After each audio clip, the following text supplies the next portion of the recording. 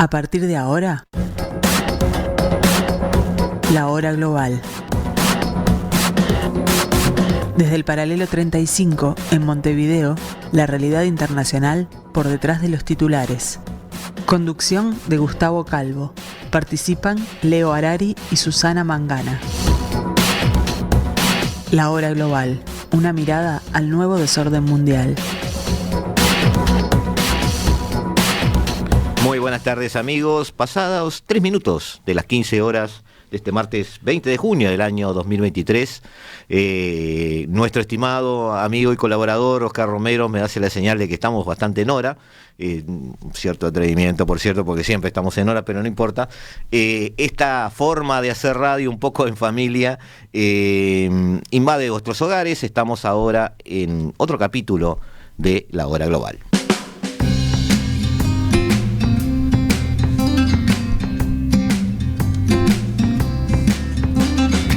Y aquí desde el paralelo 35, otra vez con un invitado que es de la casa, como siempre digo, hay un grupo selecto de amigos que están aquí porque no porque sean amigos, sino porque se supone que saben, qué atrevido que estoy hoy, con Ricardo Barbosa, capitán de navío, y bueno, un largo currículum que ustedes ya conocen y que además está en nuestra página web.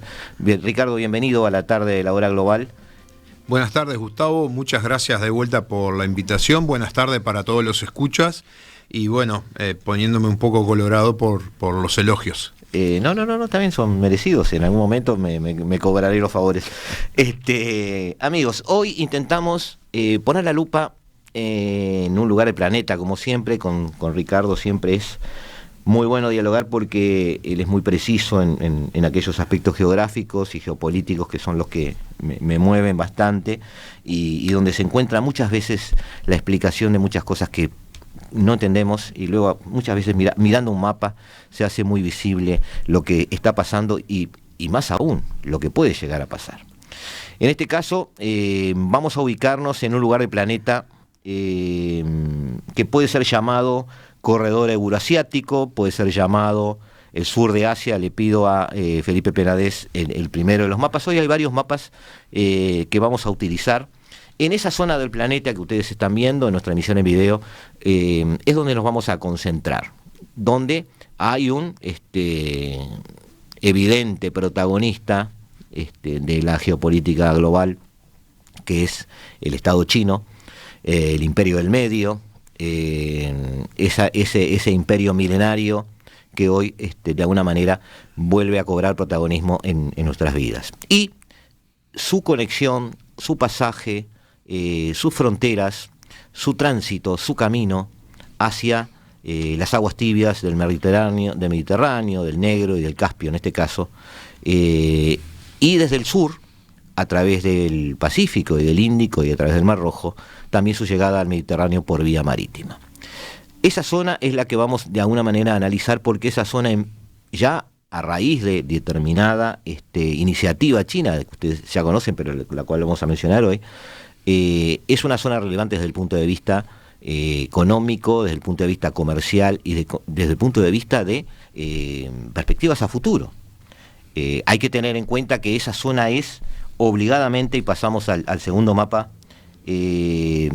donde se encuentran los corredores económicos de lo que China llama la nueva iniciativa de la Franja de la Ruta y que muchos llamamos la nueva ruta de la seda.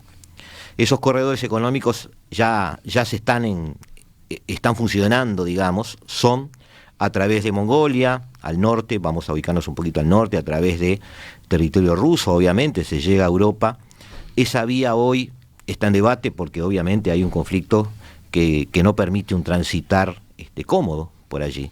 Pero es cierto que hay anclajes hacia el sur en la península arábiga, es cierto que hay una serie de países que amablemente llevan relaciones con China y que pueden ser el pasaje, el boleto, el peaje hacia el Mediterráneo.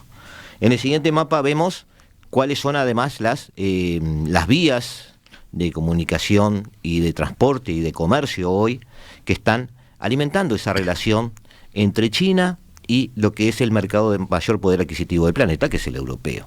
¿Tá? Vemos también allí como vimos recién, lo que podríamos llamar corredores naturales, ¿no? Es decir, al norte a través de Mongolia, bordeando el sur de Siberia, llegando a Europa a través de Rusia, Bielorrusia, Polonia, y teniendo un epicentro, un centro, digamos, de destino en territorio alemán por allí.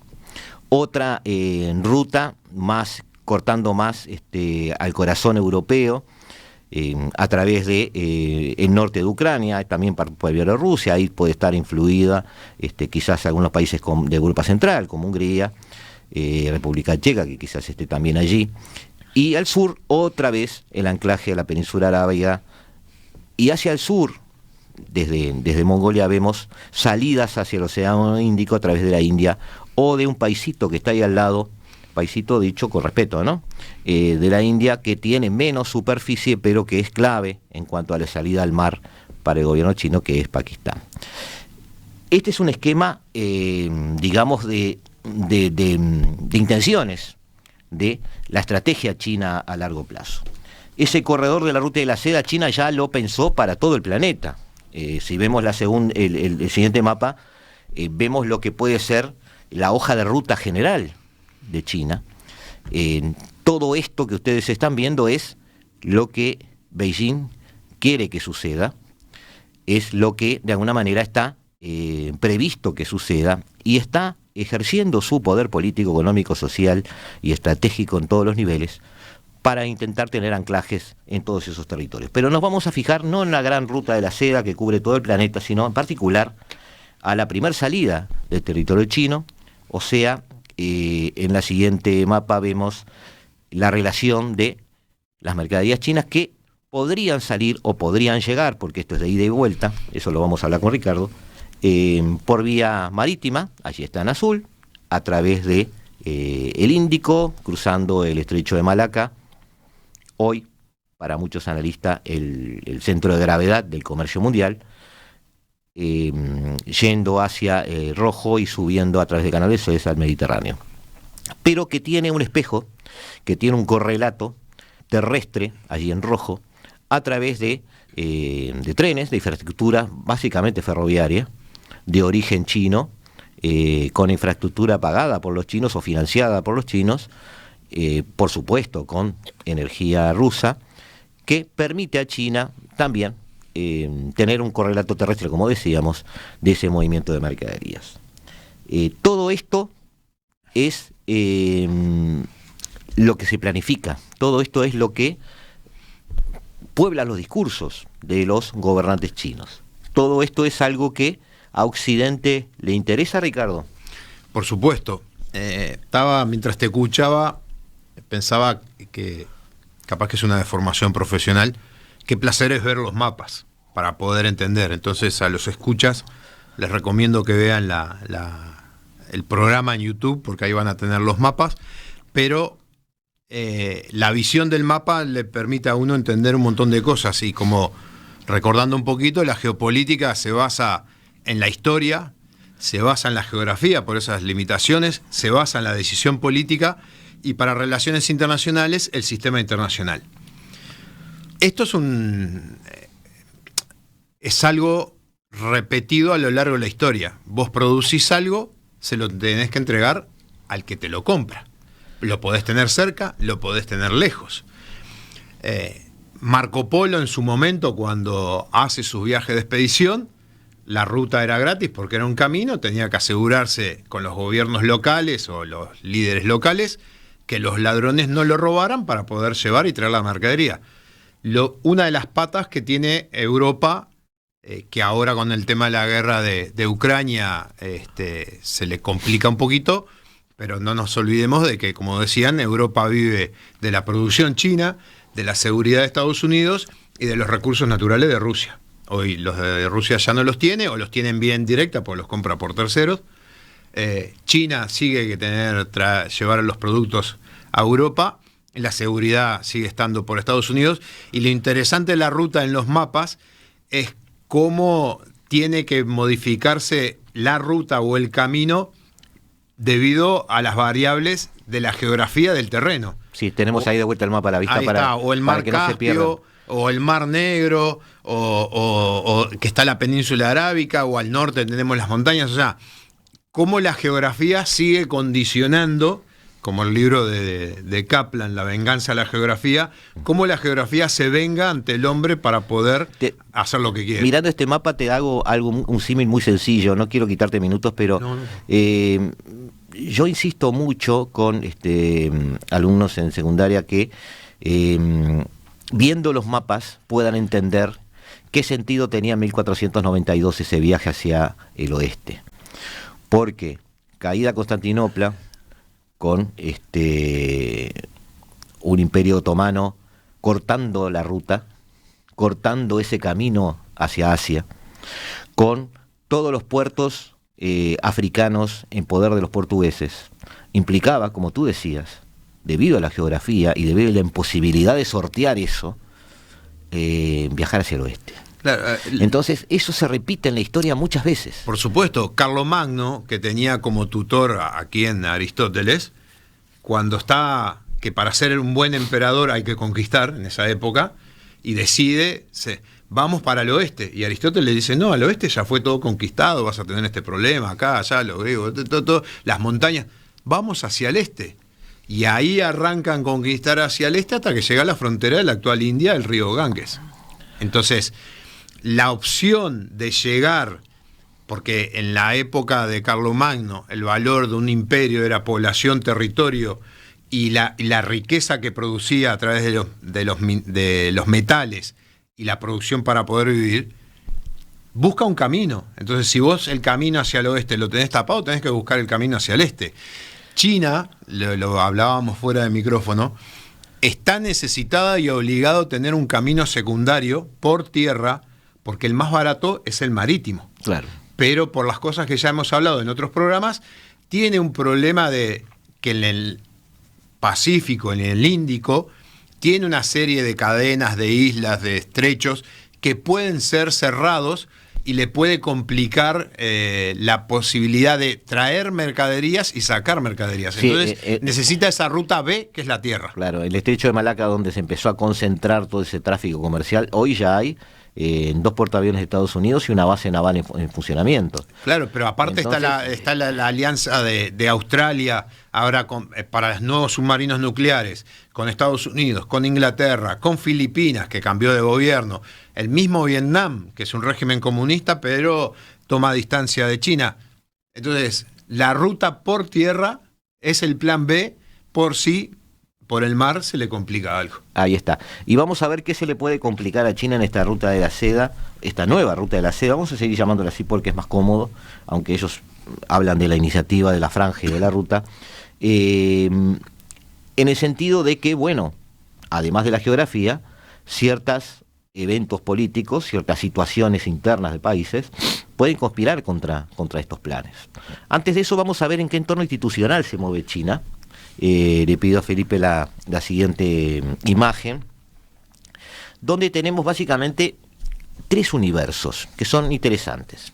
Allí en amarillo, debajo, tenemos el Tratado de Organización de Seguridad Colectiva, que es una organización, un acuerdo, un entorno, en teoría militar, pero en realidad es más estratégico, en realidad ha puesto más los pies sobre la doctrina de seguridad, aunque de hecho se generan maniobras y se generan determinados movimientos, donde está Rusia, obviamente, está Armenia, Bielorrusia, Kazajistán, Kirguistán y Tayikistán.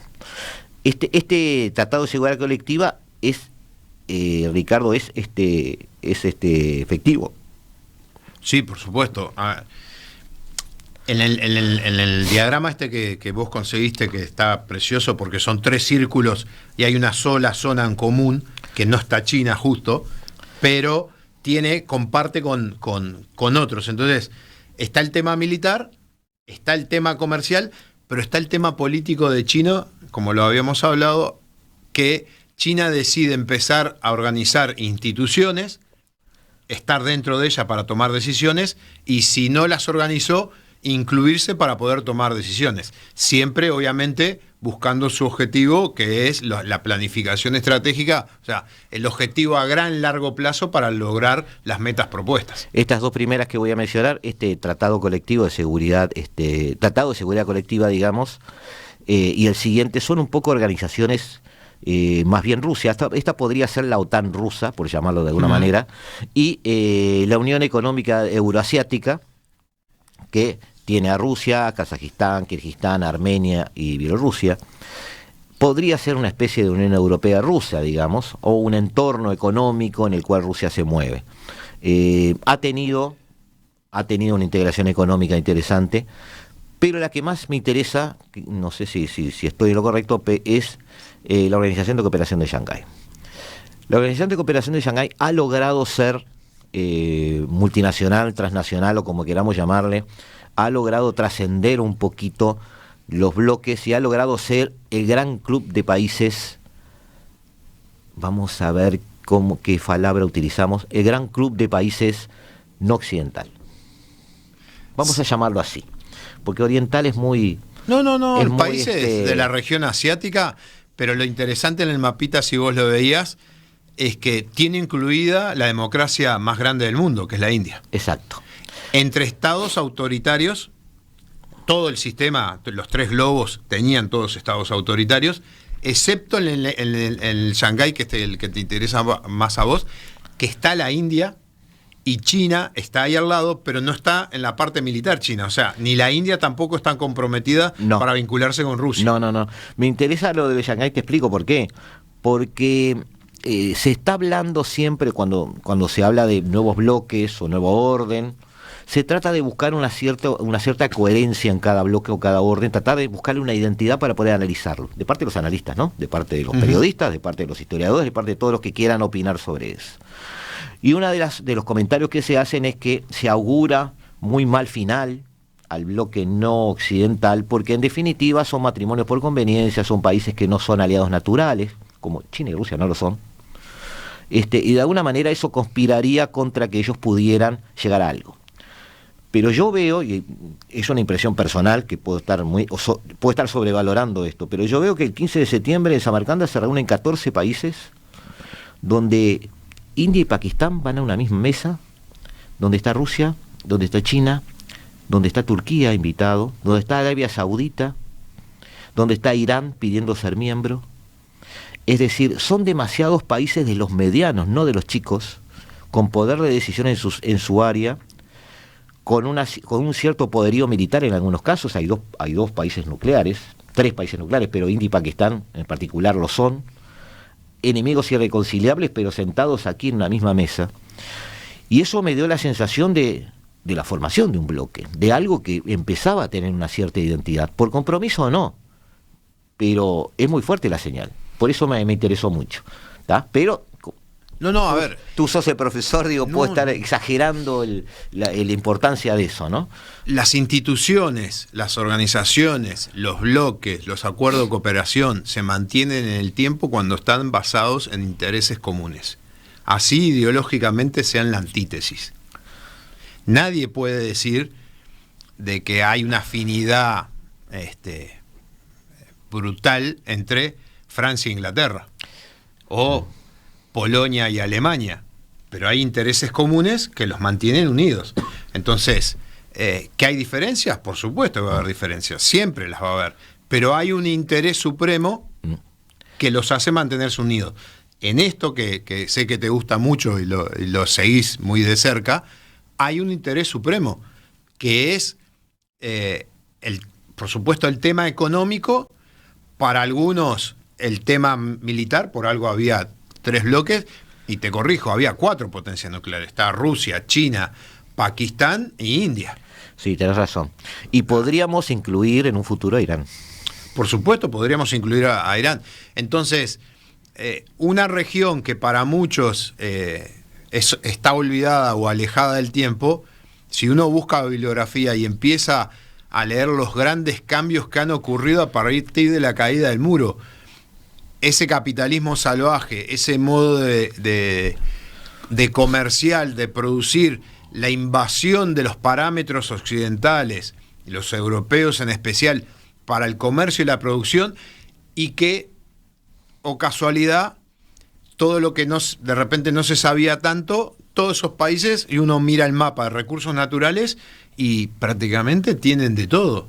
Sí. Entonces, tienen una posibilidad que la naturaleza se lo dio, la geografía se los dio, les falta ponerle el pienso de planificación y de obtener esos recursos y lograr el cliente. Y ahí, bueno, y después ahí empieza la discusión, todos esos beneficios, cómo se distribuyen. Amigos, en el próximo bloque vamos a intentar hablar de los problemas que puede tener esta región para el desarrollo de esa nueva ruta de la seda, o para el desarrollo de influencia comercial, política o económica de este nuevo orden que intenta crearse, o por lo menos de las potencias de los países que intentan influenciar en los demás. Vamos a dejarlo ahí, que es menos ambicioso que decir el nuevo orden. Nos vemos, no se vayan, que seguimos aquí.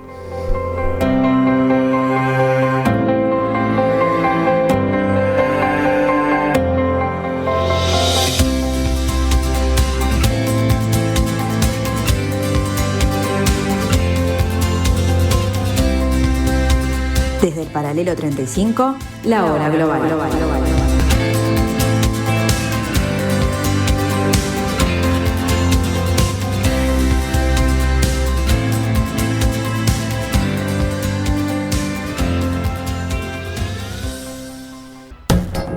Estás escuchando La Hora Global, una mirada al nuevo desorden mundial. Seguimos discutiendo también acá fuera de micrófonos, como corresponde a casi todos los programas de Radio Mundo, creo que les pasa lo mismo. La idea es que todo sea en un dialogado positivo y que por supuesto aporte a los oyentes. Y bueno, la consecuencia natural es que las discusiones en el buen sentido, ¿no? O sea, el intercambio de opiniones sigue también durante la tanda.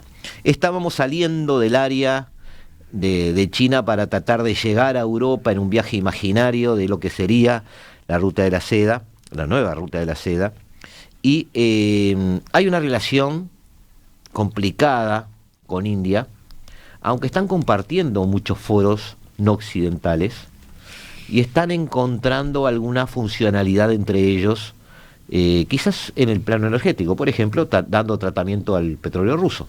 O sea, son los dos países, China y India, son los que más compran el petróleo ruso, lo refinan y termina en Europa el petróleo que se supone que va a ser sancionado. Pero eso es una historia que después no. Un día vamos a hacer un programa sobre las sanciones. Pero hay una cosa muy sencilla. Porque es muy rico ese tema. 1.200 millones de personas en una, 1.100 millones de personas en otra. Si te va más o menos bien, creces a un 5% anual. O sea que todos los años consumís un 5% más de todo. Necesitas de todo. Por supuesto. Pero sí hay allí al costadito de India, siempre apoyándonos en mapas, y les pido a Felipe del próximo mapa, saliendo de la zona china, si tenemos India, China, y tenemos un país que para mí es muy importante, que es Pakistán. Pakistán tiene una relación muy complicada con India, es un adversario natural, histórico, culpa para los oyentes que están en la emisión en video, de el amigo Henry Mortimer Durand, que en 1893 agarró regla y escuadra, no sé qué fue lo que hizo, y trazó una caprichosa frontera que divide países. Muy parecido a lo que pasó en la península arábiga, ¿no? Donde sí, pero hay un detalle. Se generaron países un poco por... Vos estás ahora hablando de Pakistán, que surge después de la división de India cuando se independiza. Sí. Pero arriba, que tenemos Afganistán, es la gran creación del Imperio Británico para detener la expansión de dos imperios en la época. El ruso arriba, ajá, y el otomano que tenían a la izquierda. Exacto, bien. Con ese tapón inventado, porque si uno mira la historia, las tribus afganas eran poderosas en la zona y llegaban hasta la frontera con India, pero ese tapón que crean, con esos problemas que después los hablaremos, es para detener a dos imperios para que no llegaran a la joya de la corona, que era la India. Vemos ahí arriba Turkmenistán, Uzbekistán, Tayikistán, perdón por la pronunciación, Kirguistán. Todo eso es parte hacia el norte, todo ese Homo Sovieticus que en su momento existió y que es un heredero directo del Imperio ruso.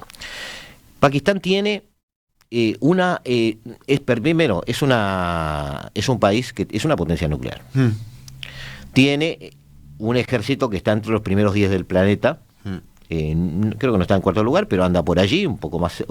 Está la India y después 2 o 3 lugares después vendría Pakistán. Pero tiene, le pido perdón a Felipe las disculpas del caso, que yo soy un poco desordenado, volver a este mapa, pero tiene una finalidad importantísima desde el punto de vista geopolítico y geográfico, otra vez, para China.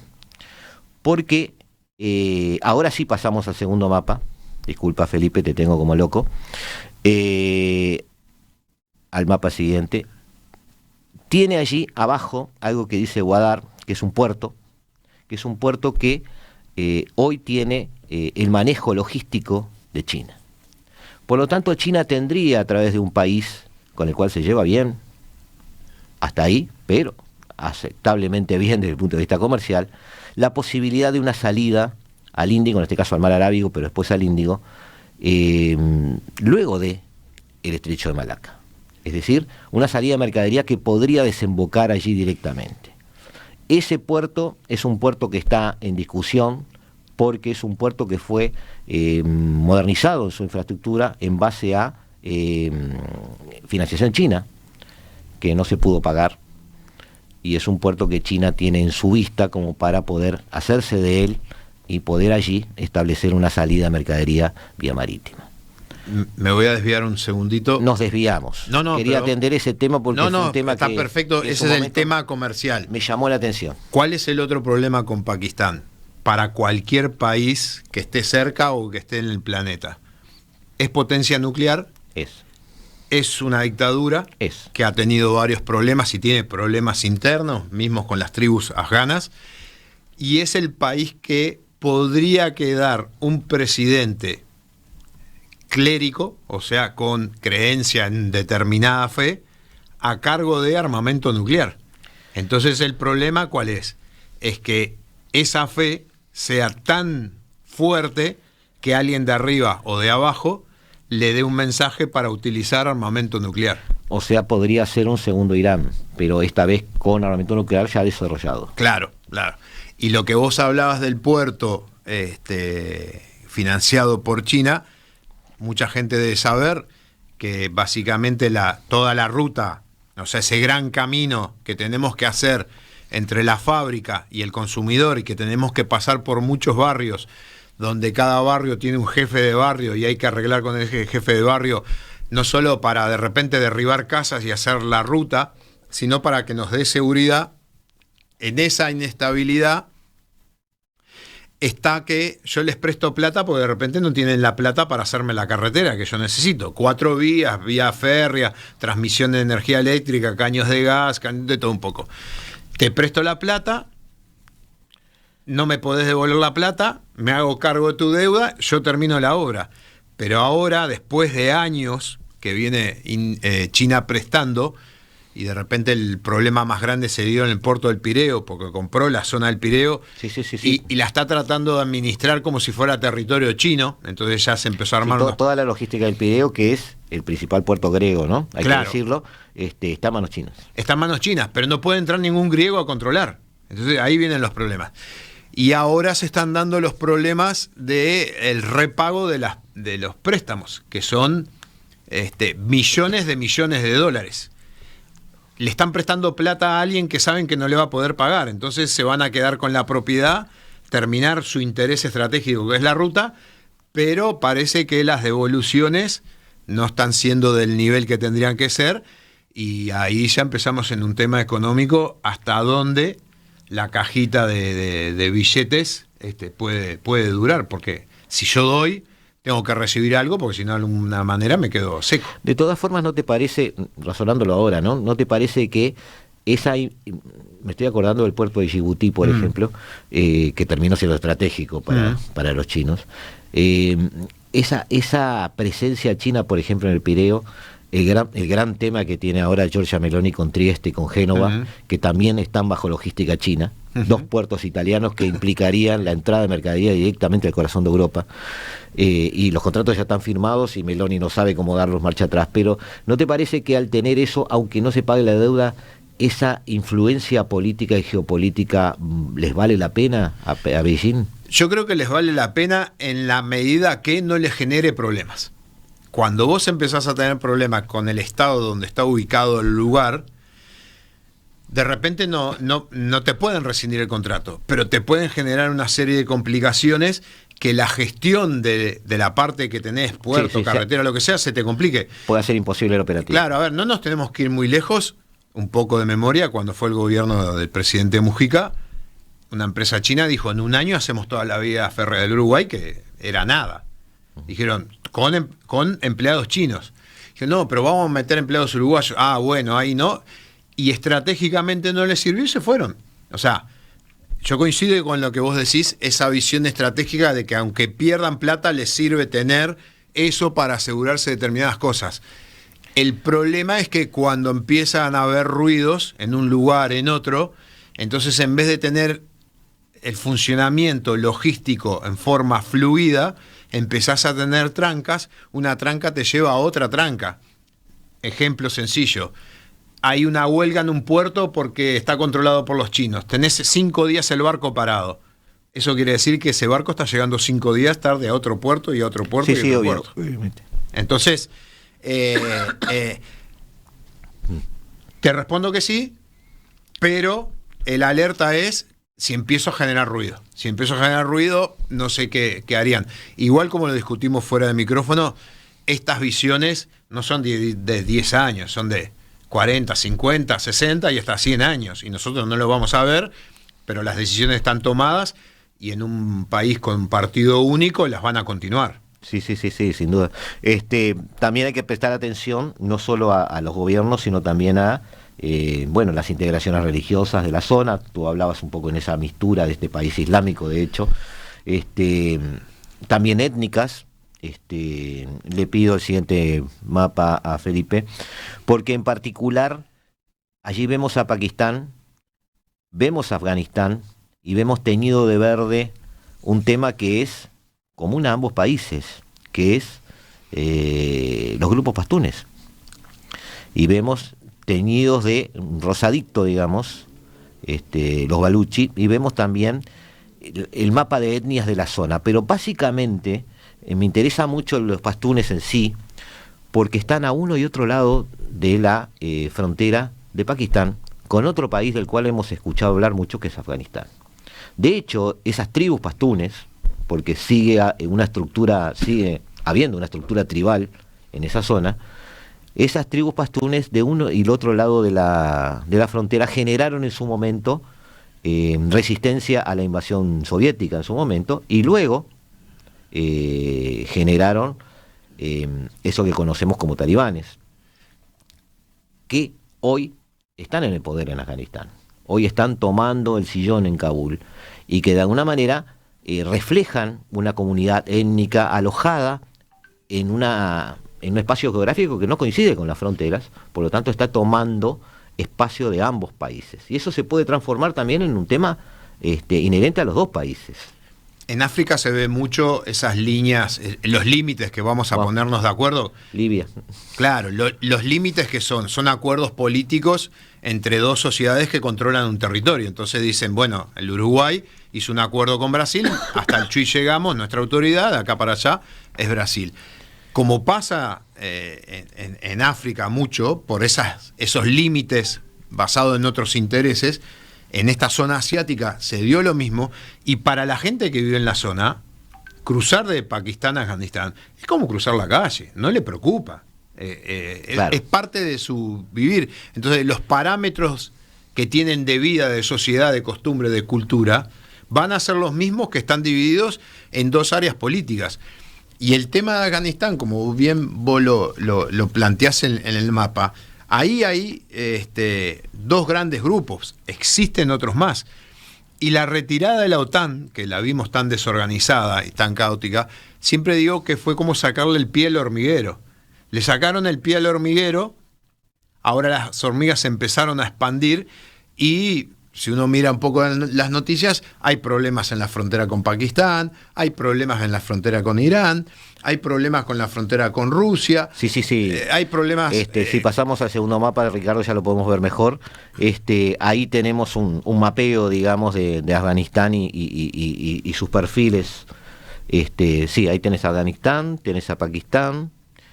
Tenés la zona, esta es la zona de los talibanes en sí. Sí. Está. No, y aparte el gran problema que tenés, que los intereses que los mueven a la mayoría no son racionales, o sea, no están basados en la razón, sino que son irracionales, están basados en la fe. Y uno cómo discute una fe contra otra fe. Entonces, esa zona, como que está en ebullición, y volviendo a la ruta de la seda, toda esa ebullición afecta a la ruta de la seda, porque traslada los problemas y afecta la construcción, el desarrollo o el transporte de las mercaderías que necesitan lugares estables. La coordinación entre ambos países también, quieranlo o no. Sí, por supuesto. Son problemas que de repente para nuestra sociedad son difíciles de comprender. Hay que estar en el lugar, hay que vivir o compartir con estos grupos culturales. De repente la oportunidad en las misiones de paz, uno convive en campamentos con pakistaníes, gente de Bangladesh, jordanos, hindúes, gente de Nepal, los mismos chinos. Entonces empieza a haber cosas que les cuesta a uno un tiempo entender, y si todavía esas cosas son diferentes de este grupo con respecto a este grupo, dice, bueno, cuando se junten va a haber problemas. Y además, como lo muestra el siguiente mapa, la movilidad intrínseca a los conflictos, ¿no? En el caso de Afganistán generó una ola migratoria que mandó casi 1,5 millones de personas a Pakistán y casi 800.000 personas o refugiados afganos a Irán. Es decir, esa movilidad, digamos, de hecho, es una complicación para ambos. Sí, y no es, para que el escucha entienda, no es lo que nosotros vivimos acá de nuestros abuelos que venían de otros países, se establecían acá, armaban sus comunidades, pero se integraban a lo que era la sociedad en este lugar. Ahí son gente que normalmente huye de los conflictos, porque no se olviden que tuvieron 20 años de conflicto con la OTAN, pero habían tenido casi 15 años con la Unión Soviética. Sí. Esa gente se va a otro lugar y se lleva todo, y en el lugar que se establece trata de reproducir lo que tenía en su localidad. Creencias religiosas, costumbres, tradiciones, relacionamientos en el entorno. Sí. Entonces ese es el gran problema que tiene Europa, que lo hemos escuchado varias veces con todo el tema de migración, porque la migración que se da no es integración, sino es migración con reproducción de los lugares de origen con todas sus costumbres, y que se trata de imponer la ley del país de donde vinieron, no de donde están. Claro. Entonces generas otro problema más, porque si vos en tu país decís no se puede doblar en la calle a la izquierda con el auto, y en el país de ellos dicen sí se puede doblar a la izquierda en el auto, ellos van a doblar a la izquierda, y ahí vamos a empezar con los choques. Está bien. Amigos, hemos redondeado algunos problemitas que puede estar dando algunos de los países que están en esta nueva ruta de la seda, o iniciativa de la franja y la ruta, como quieran llamarle. En un minutito estamos de vuelta con ustedes. No se vayan, que seguimos aquí en el 1170 AM de vuestro dial, en la tarde de Radio Mundo, en la hora global.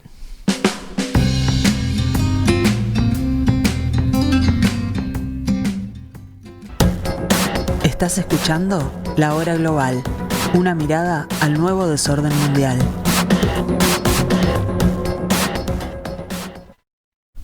Seguimos, amigos, en la tarde de Radio Mundo, en el 1170 AM de vuestro dial, aquí, en La Hora Global, tratando de leer algunos mensajes, con Ricardo Barbosa, tratando de ver qué hay en ese camino hacia Europa, ese viaje imaginario, desde el centro comercial, o los centros comerciales, porque son varios, chinos, hasta el centro de Europa, que es a donde quieren llegar con sus mercaderías, y de donde quieren traer mercaderías también, porque China es un gran comprador de mercaderías en el planeta.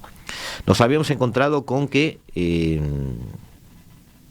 Pakistán, Afganistán presentan algunos problemas. Por allí hay que pasar. Tú habías traído, y le pido a Felipe la siguiente foto, algo sobre el río Helmand. Sí, el río Helmand es parte de la frontera entre Irán y Afganistán, y de la época soviética, ya en la década del 70, hay unas represas que abastecen de agua, y había un contrato de abastecer agua a Irán y parte tomarla a Afganistán. Hay un problema de sequía parecido a lo que pasa acá, y Afganistán está tomando más agua de lo que tendría que tomar en base a esos contratos. O sea, no son cumplidores de contratos, ya lo sabemos de hace tiempo. Y bueno, ya ha habido enfrentamientos ya hace como 2-3 semanas en la frontera, enfrentamientos a nivel de milicias contra milicias, pero en la televisión afgana y en los medios que todavía quedan de propaganda, sí, medios de prensa en Afganistán, ya están hablando de llegar a Teherán, a la capital. Por eso yo hablaba del hormiguero que es Afganistán. Ya algunas hormigas de ese hormiguero arrancaron para Irán, y según ellos tienen que porque son grupos religiosos diferentes, piensan diferente, todo diferente, sí. Tienen que llegar hasta la capital. Y para lo que vos decías al principio de la ruta, todos esos problemas, yo diría, invocando a un gran estadista, sangre, sudor y lágrimas. Sí, claro. Estamos ante veámoslo desde esa perspectiva. Estamos frente a un eventual conflicto que puede escalar entre dos países que, si bien tienen distintos signos religiosos, uno es suní y otro es chií, son dos países que podrían ser apoyos claves para este nuevo grupo emergente. Afganistán por el pasaje por su territorio, no por mucho más, pero Irán sí, por un gran potencial geopolítico desde muchos puntos de vista, su carrera nuclear, su capacidad de generación de petróleo, su resiliencia política frente a Occidente, que para el bloque oriental tiene un valor, es decir, es un país que ha sufrido sanciones y es un ejemplo para el club de los sancionados, como le llamo yo. En el libro La venganza de la geografía de Robert Kaplan, asesor del Naval War College, el Pentágono, en la Marina Americana, Irán es la potencia de la región. Y eso es indiscutible. Y cuando fue el gobierno de Barack Obama, en la Academia Americana se hablaba de que Irán tenía que tener bomba atómica para que fuera el referente de la región y de esa manera poder controlar todo el entorno. Así que Irán va a estar y sigue estando como gran potencia en la zona. Hay una serie que capaz la encuentran en las plataformas que se llama Nobel, que es sobre la intervención europea en Afganistán, y hay una parte que la esposa de uno de los participantes es la viceministra de Relaciones Exteriores. Y toda una estrategia política que había tenido Noruega en ese momento para negociar con Afganistán se le viene abajo por la intervención de China. ¿Cómo negocia China con los talibanes? Al día de hoy tienen asegurada parte de petróleo y de gas. Sí, por eso es importante para China Afganistán. China también fue el primero que se acercó al gobierno talibán apenas entraron en Kabul y aseguró muchas cosas con ese apoyo. El problema es que como que tiene que comprar tranquilidad en cada sector de Afganistán, porque como son tribus diferentes, pero trata de hacerlo. Los señores de la guerra tienen partido el país en sus pequeñas chacritas. Le voy a pedir a Felipe, a ver si yo invoco bien en esto, ir al sexto mapa, sería el número 6, a ver si estamos bien. Sí, Felipe me puede ayudar con eso. Ahí está. Hablamos de Pakistán, hablamos de Afganistán. Te voy a pedir un comentario muy rápido sobre los países TAN. Esos países que todos estamos acostumbrados a escuchar y los metemos en una misma bolsa ideológica, no sé cómo llamarlo. Mentalmente para nosotros es todo lo mismo. En realidad son países que tienen un pasado soviético, que de alguna manera no son parte de la Federación Rusa. Eso ya quiere decir algo. Son países que son todos con algún nivel de riqueza sobre minerales y sobre algún tipo de insumo no solo de la economía actual, sino de la que viene, ¿no? Estamos hablando de tierras raras, hablando de un montón de minerales que pueden ser útiles. Toda esa zona es una zona de caos, es una zona de influencia soviética, es una zona que está en una especie de limbo. ¿Cómo podríamos verla? Es un gran mercado amplio con de todo un poco. Bien. Todos los TAN, Uzbekistán, Tayikistán, Turkmenistán, Kirguistán, todos tienen ese prefijo común, por una lengua común, costumbres comunes, imperio mongol, un montón de cosas. Pero después todos dominados por el imperio, primero por el imperio ruso, después por la Unión Soviética. Uh-huh. Cae la Unión Soviética y algunos han mejorado por el tema de los recursos naturales y cómo han administrado los recursos naturales. Otros han quedado dependientes de la estabilidad política de cómo los apoye Rusia. El envío de tropas para acallar las ideas liberales democráticas que pueden llegar. El concepto de zonas de influencia se dio ahí. Rusia tiene influencia. Tiene influencia y trata de mantener la influencia, aunque cada vez es menos, al grado que Kazajistán, creo que es el más grande, no apoyó el reconocimiento de las repúblicas de Donetsk y Lugansk. Uh-huh.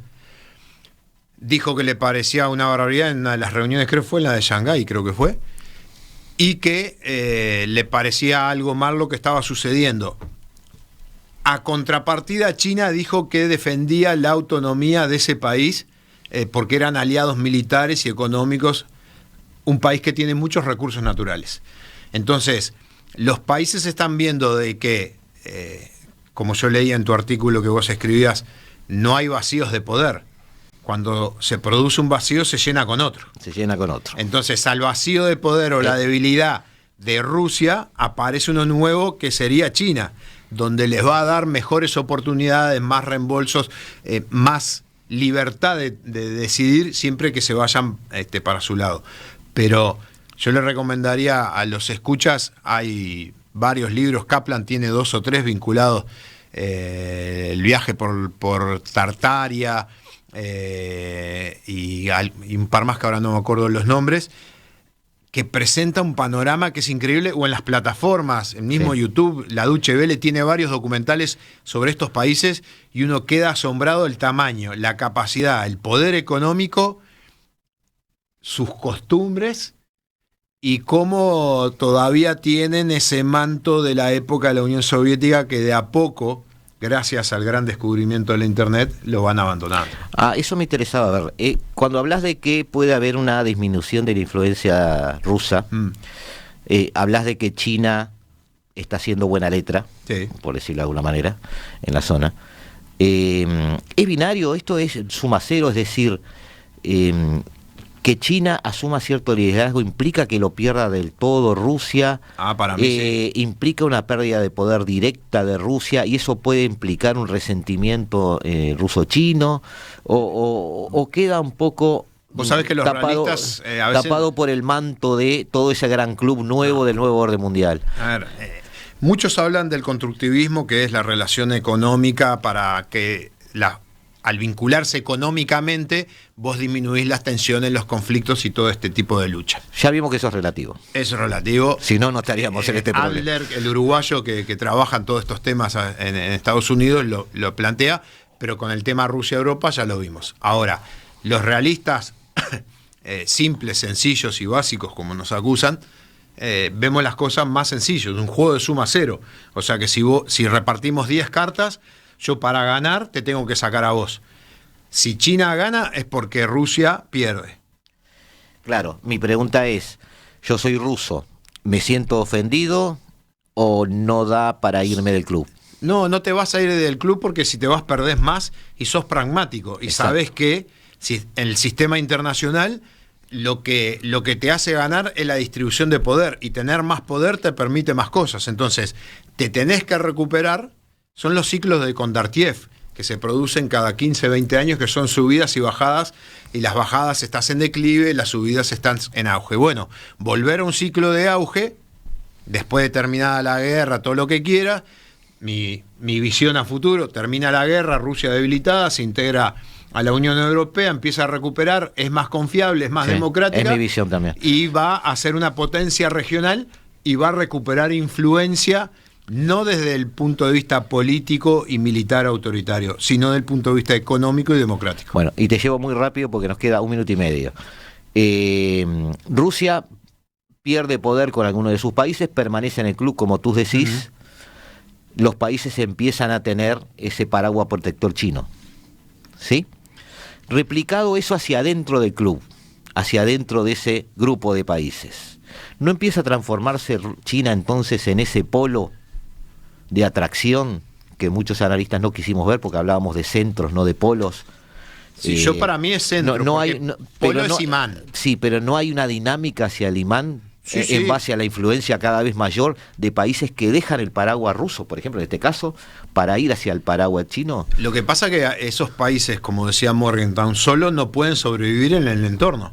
Entonces tenés que buscar Necesitan alianzas. ese paraguas, ahí está. Pero el nuevo padrino empieza a ser siempre el mismo, siempre Beijing. Pero esto es como ir al cumpleaños de, sí, de yo los te viejos. entiendo. Te aparece un tío que claro. Ahora no es tan buen tío porque ahora sos adolescente y aparece otro tío que es más canchero y te vas con el tío más canchero. De acuerdo, ese tío canchero entonces empieza a ser el rey de la fiesta. Claro. Y estamos sí hablando quizás de un polo. Yo no lo diría polo, porque polo es atraer. Yo le diría centro, me resisto, porque les doy un margen de autonomía a los estados para que decidan con quién ir. El polo te obliga a ir. El centro, vos decís, voy porque en algo saco mejor que cuando estaba con el polo. Perfecto. Te dejo ir entonces. Muchas hoy gracias. De la hora global y te dejo ir del Uruguay en unos días. Sé que encarás un viaje muy lindo. A la vuelta te estaremos esperando. Que disfrutes y vuelvas más británico que antes. Muchas gracias. Sé que la escuela inglesa para vos es un tema de piel. Y amigos, los dejamos acá en la tarde de Radio Mundo en manos de Eduardo Riveros para escuchar la mejor música del mundo. 2 horas donde no envejecemos. Nosotros nos vamos y estaremos aquí como cada martes y cada jueves a las 15 horas en el 1170 AM de vuestro dial, en esto que hemos dado en llamar La Hora Global, y que viva la radio.